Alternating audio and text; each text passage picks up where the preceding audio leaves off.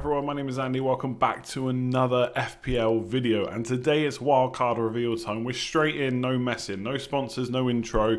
This is the team. I'm not even doing any teasers, mostly because it's Saturday morning, and I want to get this out as soon as possible before the deadline so you can take a look at it. I'm going to be talking about it more on Breakfast Club with Fantasy Football Scout, but this is the team.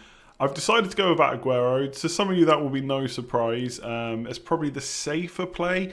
The main reason I've gone for this team is it lets me bench boost in Gameweek 27. I think I'm just going to use it early, get it out of the way, job done.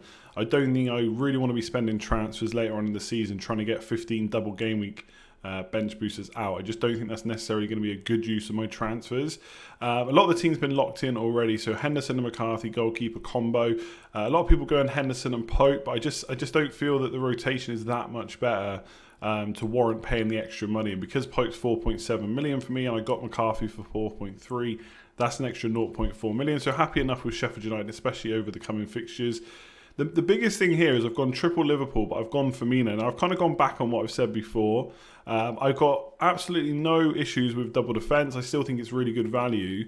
But because I'm wildcarding, there's a lot of potential value in cheaper defenders. So Egan and Stevens can be played a lot of times over the coming weeks. Bolly's got nice fixtures coming up as well, so it's Norwich in Game Week 27. Taylor looks okay this week, more attacking maybe than the likes of Lascelles for the same price. And again, for the bench boost next week, Burnley have got a really nice fixture there. So that's kind of why I've got Taylor as well as for the price. And I just think that although Liverpool double defence is great, and again, I'm not saying it's not, and I could get really stung by not having Robertson, but I just think there's value in these defenders, and if they can get some clean sheets, maybe they can almost keep up with Liverpool players, even if they don't. So I've gone for Firmino up top instead. Now, obviously, one of the big things here is I've not gone for Aguero, and it just didn't feel like the right move in the end. I could be punished by it, don't get me wrong. West Ham could get absolutely battered by Man City this weekend. And that will obviously be a bit of an annoyance, but one of the main reasons for doing it is because Salah, I've got no issues with captaining Salah at all this week. If Salah had a tougher game, let's say Salah was playing Man United away or Leicester away, maybe even Wolves at home or away, whatever it might be, then suddenly I think, well, that's not the greatest captain this week. I'll get Aguero in and use him as a captain. But I know that I'm going to have to get rid of Aguero in a couple of weeks anyway. So I'm already booking transfers in. Because he's more expensive as well, yes, I'd be able to downgrade and put money elsewhere. But again, that's 2 transfers to do that. With Firmino, I've got him locked in. If I decide in a couple of weeks I don't want him, I can get Jamie Vardy in.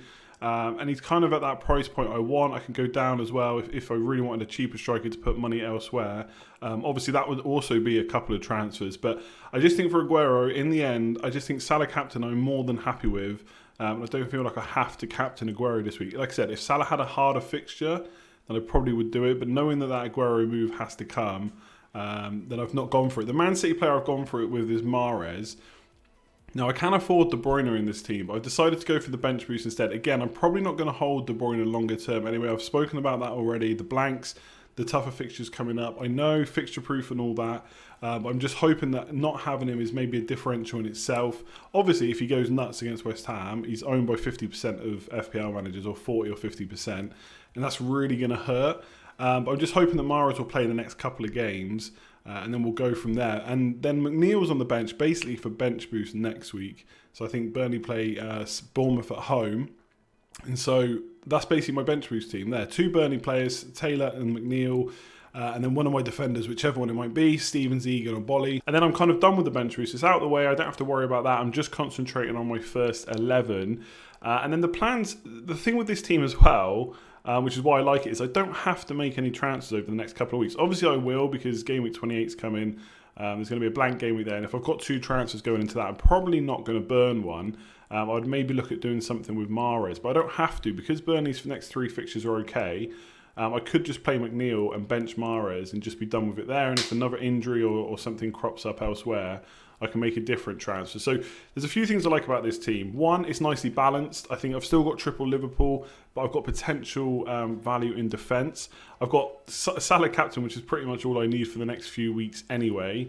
Yes, I'm missing double defence, and that could hurt if Firmino doesn't do the business. But if you look at expected goal involvement and just how well, from the eye test that Firmino's been playing, Maybe I overlooked that too much on the double game week. Maybe I'm just going back on my word. I don't know. But his underlying stats are really good. The fixtures are brilliant. And I'm just hoping he can keep it up. And like I said, he's not as good a value as the Liverpool defenders. But him plus a 4.5 million defender, I think could do the business instead of Robertson. Now, obviously, if I went for Robertson, I could get a slightly more expensive forward than defender from the Firmino. So Firmino and a 4.5 million defender would be Robertson and like a 7 million forward. But I don't think there's anyone I truly want. And like I said, I just hope that the cheaper defenders will provide value. And really, this is kind of team that I would usually go for. Cheap in defence and more money into the attack. And like I said, later on, if I want to get rid of McNeil, I could downgrade into Hayden. That would unlock it like another 2 million or 1.7 million, and that would let me spend money elsewhere. And because I got 0.6 in the bank, it's like 2.3 million total. So if I want to make a bigger move somewhere else, upgrade someone or whatever it might be, I've got that flexibility. So I don't usually like not having just an 8th attacker that I will bench week in, week out.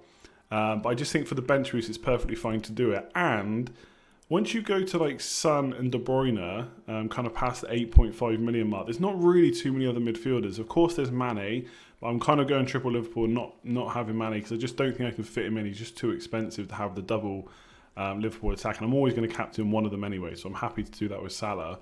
So because of that, there's just not too many midfielders around that kind of plus 8.5, like above 8.5 million price point that I really want. So perhaps in the coming weeks I go back to Fernandes at Man United, maybe Maddison or Richarlison or whoever it might be comes back into contention, and that's basically my Mahrez slot. And if I want to go back to De Bruyne at some point, it would have to be Son that's sacrificed. And ultimately, like always in FPL, there's always a sacrifice that has to be made if you want a certain player. And I've decided to go for Son. I just hope over the next couple of fixtures he'll outscore De Bruyne. That might not happen again. That Man City fixture against West Ham is really great, but I don't want to be fixated on just one fixture. And if it burns me, it burns me. I mean, my rank is 887k. It can't get much worse. But I feel like this is a team that's kind of a nice combo of everything. It's nicely balanced. It's got some captaincy options. I don't have to just captain Salah. There's always Son as well. Maybe even Ings in game week 28 against West Ham. So I've got options there. I've got flexibility with being able to get rid of McNeil or Mahrez later on to move to whatever player I want. And right now, and this could change, I don't think there's too many expensive defenders that I would want in this team versus the options that I've gone for already. We'll have to wait and see if that happens. But if it does, like I said, McNeil down to Hayden or Mahrez down to Harvey Barnes, something like that could happen. And Firmino can always be a stopgap to Vardy as well. So there's options to be flexible. In terms of Sheffield United defenders, I probably would have gone Stevens if I had the money. And technically I do have the money, 0.6 million, but I want to keep that in reserves. Stevens' underlying stats look pretty good creatively and kind of for goal attempts as well. But Egan's got a few goal attempts too, perhaps decent enough for bonus as well. So fingers crossed on that one. But that is the team. Rip it apart in the comments below. I know you will. I know all the comments I'm going to get. De Bruyne is essential. I know. Aguero captain. You should have taken a risk. Your rank is awful. I get that. But I don't know. Maybe there's a few differentials in here. Mahrez, Son, Firmino. And obviously most of my defence is different at this point as well. And I'm going to bench boost next week. And maybe that can boost me up the rankings. Even though obviously I'll get hurt in double game weeks when everyone preps for that. But there's not much I can do about that. The wildcard's been popped. I've got to set up for the bench boost. And there we go. That is the wildcard team for game week 26. Green arrow, please. Just one big green arrow over the next couple of weeks. That's all I'm asking for. We'll see what happens. Like the video, subscribe if you're new, comment down below, and I will catch you next time for a normal stream, team selection preview next week with all the usual intros and stuff. See you later.